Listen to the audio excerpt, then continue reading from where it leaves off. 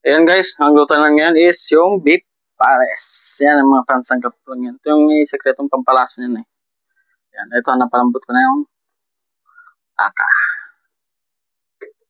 Yan o.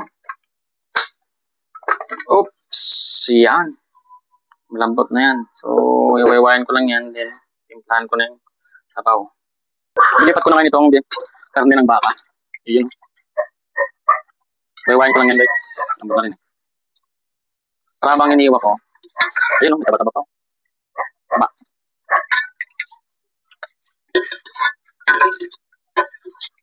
Wala na. Ito na itong i-open na naman. Yun o. Ayan ito paminta. Ayan. Sekretong pambukas yan. Tapos, haluan ko ng powder. Hop. Nakalimutan ng taranis. Pero kundi lang kasi yung iba ayun na itong puro mga dalawa lang. Sobrang bango kasi nito. Lagyan natin ito, sangkap. Beef cubes. Uy! Napang 10 seconds. Yan. Lagyan mo na yung George. Itong bulalo powder. Beef powder. Yun o. Hop. Hindi lang. Cornstarch mamaya yan. So, dagdagan ko lang ng tubig yan para marami-rami yung sabaw. Yun, pagbabalik, dagdagan na natin ito ng tubig. Parang nagbumagi itong pitchel sa kulay ng damit ko Yun. Dagdagan ng sabaw.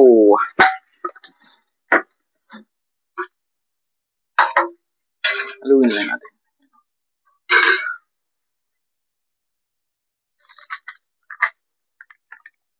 Patis.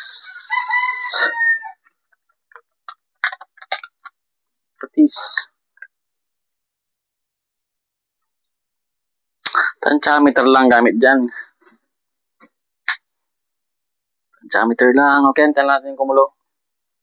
Tingnan nyo. Yan siya. Antayin natin kumulo yun habang ginagayat ko yung karne.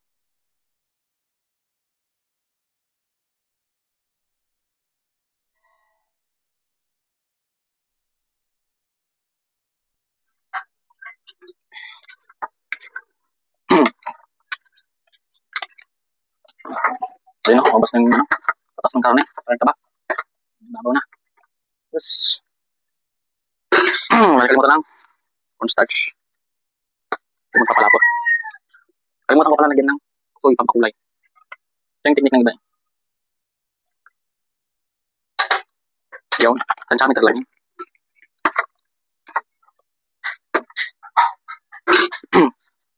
So, dinami-dami na kasi ng kininan ko ng mga parisan, bulaluhan. Tinatanong-tanong ko kung ano yung mga hinahalo nila. Ayan, nagsama-sama ko. Let's bolt in. Yan, gawa ko sarili kong variation ng beef paris. Hindi ko sasabihin. Nilagay ko kanina secret lang. Masarap. Bigyan mo lukatanan. Nag-video kasi, kaya di pwedeng ipinin na naman. May masabi na naman.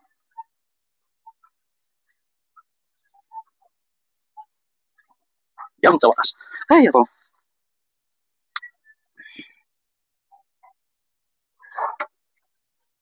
Painahin natin sa yan ang apoy. So, ito.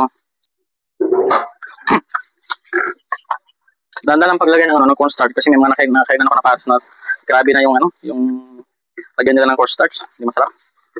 Dapat yung sakto lang dapat. Yung lapot. Ito, dandanin ko, hindi ko muna ilalagay sa lahat. Hindi masyadong malapot.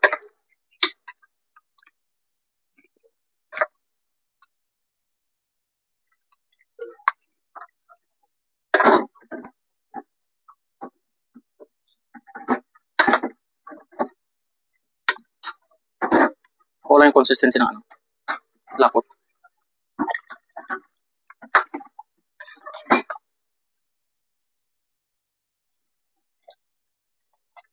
Yung.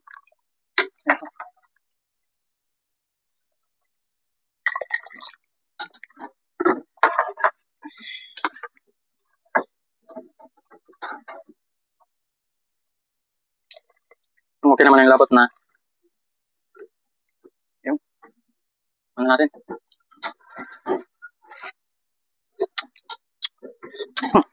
Oh, sarap.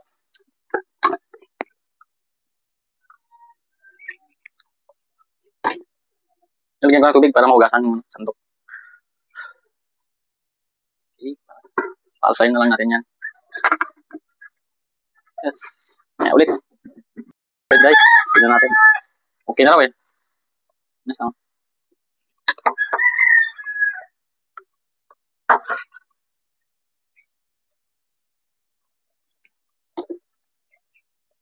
Tapos, mamaya na yung kahit na. Tatakpan ko na lang siya. Para mainit dun, no, dala-dala na namin.